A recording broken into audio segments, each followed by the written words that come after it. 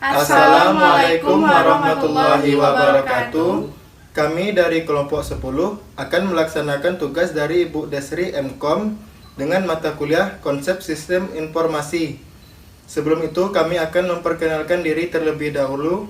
Saya Ashabul Khairi Nasrullah. Saya Alda Amelia. Saya Zaki Farizi. Berikut video tugas dari kami. 1. Sistem.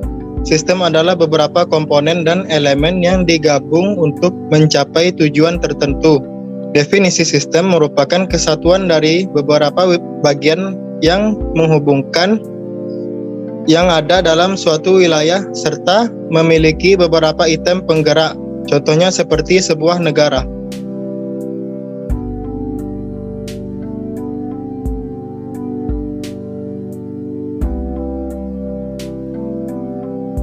Karakteristik sistem dapat dibagi menjadi 8 bagian, yaitu karakteristik bagi menjadi 8, yaitu komponen, boundary, environment, interface, input, output, process, objective, and goals.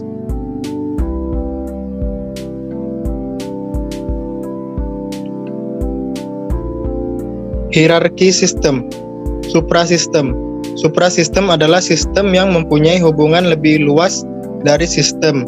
Jika suatu sistem menjadi bagian dari sistem lain yang lebih besar, maka sistem yang lebih besar tersebut dikenal dengan sebutan supersistem. Sistem. Pengertian dan definisi sistem adalah suatu kesatuan yang terdiri atas komponen atau elemen yang saling berinteraksi, saling terkait atau saling bergantung membentuk keseluruhan yang kompleks. Subsistem. Subsistem adalah komponen yang koheren dan agak independen dari sistem yang lebih besar. Subsistem merupakan komponen atau bagian dari suatu sistem. Subsistem ini bisa fisik ataupun abstrak. Elemen dalam sistem, pada prinsipnya setiap sistem selalu terdiri atas 4 elemen: objek, atribut, hubungan internal, dan lingkungan.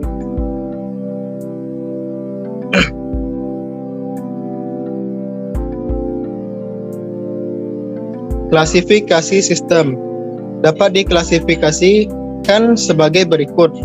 Sistem abstrak atau abstrak sistem adalah sistem yang berisi gagasan atau konsep-konsep.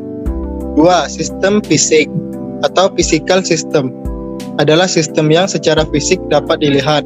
Contohnya sistem komputer, sistem transportasi, sistem perguruan tinggi, sistem akuntansi, dan lain-lain. Sistem alamiah dan sistem buatan manusia. Sistem alamiah atau natural system adalah sistem yang terjadi secara alamiah tanpa campur tangan manusia. Contohnya sistem tata surya. Sistem buatan manusia atau human-made system adalah sistem yang dibuat oleh manusia. Contohnya sistem komputer, sistem mobil, sistem telekomunikasi. Sistem tertutup dan sistem terbuka. Sistem tertutup atau closed system adalah sistem yang tidak berhubungan dengan lingkungan dan tidak dipengaruhi oleh lingkungannya. Dengan kata lain, sistem yang tidak bertukar materi, informasi, atau energi dengan lingkungannya. Contohnya reaksi kimia dalam tabung reaksi yang terisolasi. Sistem terbuka atau open system adalah sistem yang berhubungan dengan lingkungan dan dipengaruhi oleh lingkungan. Ciri-cirinya adalah sistem menerima masukan yang diketahui yang bersifat acak maupun gangguan. Contohnya seperti sistem yang berlaku pada perusahaan dagang, sistem tanah, dan lain-lain. Relatively closed system. Sistem yang tertutup tapi tidak tertutup sama sekali untuk menerima pengaruh-pengaruh lain. Sistem ini dalam operasinya dapat menerima pengaruh dari luar yang sudah didefinisikan dalam batas-batas tertentu. Contoh, sistem komputer. Sistem ini hanya menerima masukan yang telah ditentukan sebelumnya, mengolahnya dan memberikan keluaran yang juga telah ditentukan sebelumnya, tidak terpengaruh oleh gejolak di luar sistem.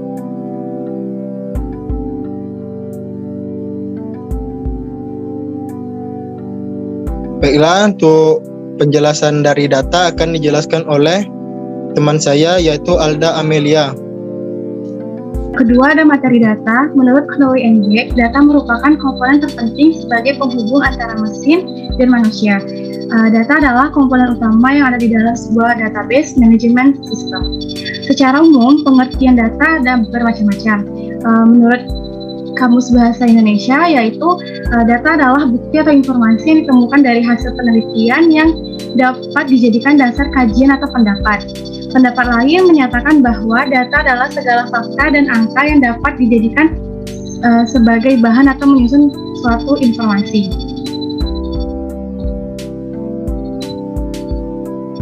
Kemudian data dari sudut IT, teknologi informasi atau disingkat IT merupakan teknologi yang dipakai oleh manusia untuk mengolah data. Pengolahan data oleh IT mencakup prosesnya, cara mendapatkan, bagaimana menyusunnya, sampai menyimpan data hingga akhirnya mengumpulkan informasi akurat yang dapat membantu pekerjaan manusia. Kemudian data yang diolah menggunakan IT bisa digunakan mempermudah manusia dalam urusan bisnis, urusan pribadi, bahkan urusan negara. Dalam bentuknya, IT terwujud melalui software dan hardware komputer. Selanjutnya, dalam teknologi informasi, salah satu dimanfaatkan dalam bentuk enterprise resource planning. Kemudian ada jenis-jenis data. Yang pertama ada data primer dan sekunder. Jenis data terbagi dari jenis data berdasarkan sumbernya, yaitu internal dan eksternal. Jenis data berdasarkan sifatnya, ada data kualitatif dan kuantitatif. Kemudian ada jenis data berdasarkan waktu pengumpulan, yaitu data cost dan berkala. Materi ketiga ada informasi. Siklus informasi adalah gambaran secara umum mengenai proses terhadap data sehingga menjadi informasi yang bermanfaat bagi pengguna. Informasi yang menghasilkan informasi berikutnya. Dalam siklus informasi terdapat 7 tahapan, yaitu sebagai berikut. Ada data, input, proses, output, penerima, keputusan dan tindakan, dan hasil tindakan. Manajemen informasi. Manajemen informasi ataupun information management adalah pengumpulan, penyimpanan, pengolahan, dan pemeliharaan data dan jenis informasi lainnya. Ini melibatkan pengumpulan, penyebaran, pengarsipan, dan penghancuran informasi dalam segala bentuknya. Beberapa peran manajemen informasi dalam sebuah bisnis ada, yaitu mengontrol pembuatan catatan, memastikan kepatuhan terhadap peraturan, mengurangi biaya operasi, mengadopsi teknologi baru, meningkatkan produktivitas dan efisiensi, mengurangi resiko, dan melindungi informasi hak milik dan mempertahankan memori perusahaan. Kemudian perbedaan data dan informasi. Jika dilihat dari segi definisi, tentu keduanya memiliki perbedaan yang sangat jelas. Mereka juga memiliki keterkaitan yang sangat erat. Dapat dimaknai sebagai suatu pernyataan acak atau abstrak yang benar-benar mentah, terutama jika belum diolah. Data tidak sepenuhnya fakta, karena beberapa data sifatnya juga dapat diragukan tidak sesuai fakta yang ada.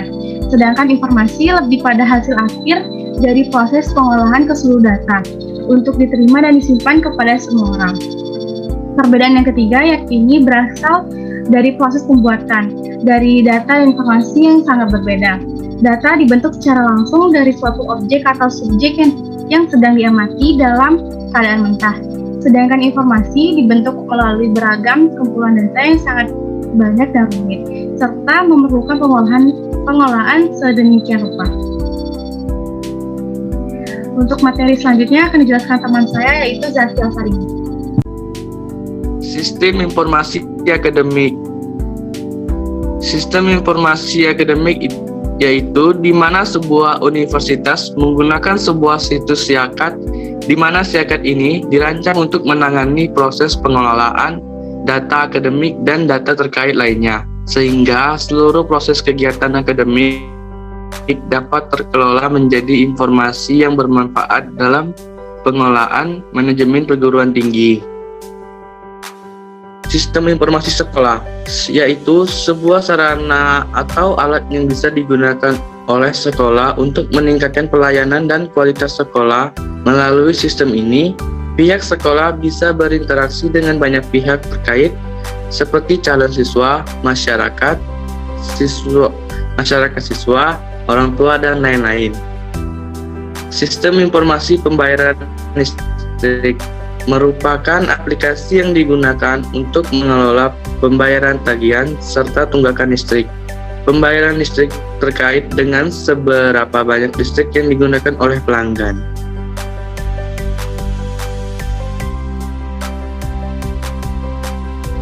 Sistem informasi pembayaran listrik.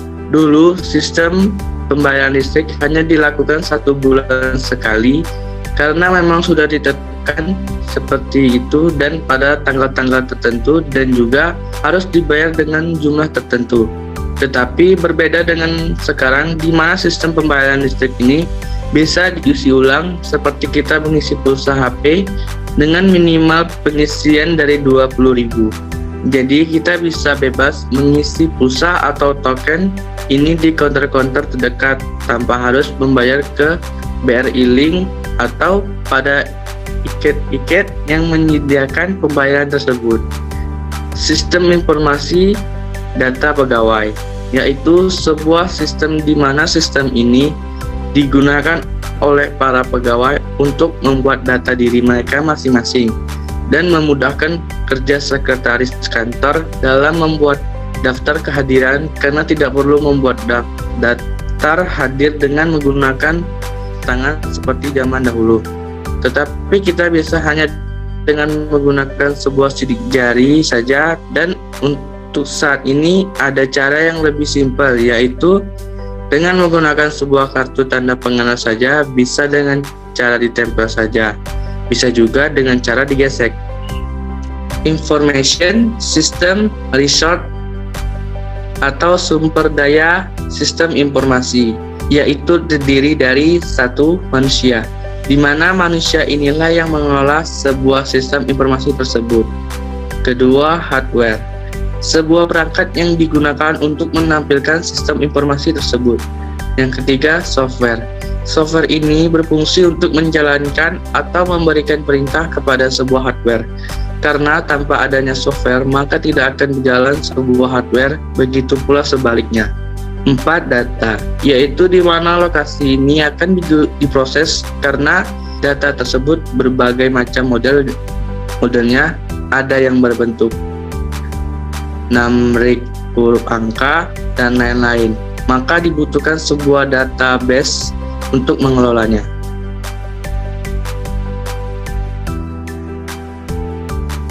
5. Jaringan. Jaringan juga sangat berperan penting karena tanpa adanya jaringan, kita tidak akan bisa mengupload atau melihat sebuah sistem informasi. 6. Input sumber daya data, di mana kita harus menginput datanya ke dalam sebuah database agar bisa dikelola dengan baik.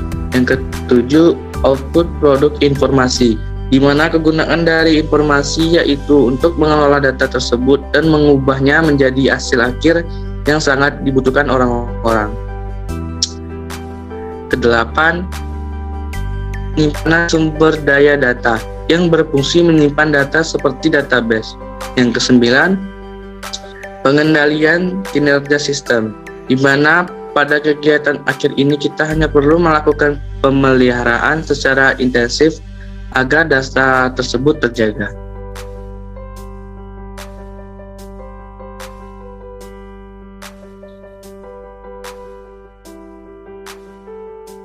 Roles of Information System atau peranan sistem informasi.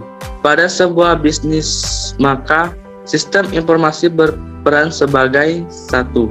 Keunggulan operasional, 2. Produk layanan baru dan model bisnis, 3. Keintiman pelanggan dan pemasok, 4. Peningkatan pengambilan keputusan, 5. Keunggulan kompetitif, 6. Kelangsungan hidup. Dan pada sebuah organisasi, 1. Meningkatkan kinerja, 2. Kepentingan dalam membuat keputusan, 3. Perubahan perilaku organisasi. Sekian tugas video dari kami. Kurang lebihnya kami minta maaf. Wassalamualaikum warahmatullahi wabarakatuh.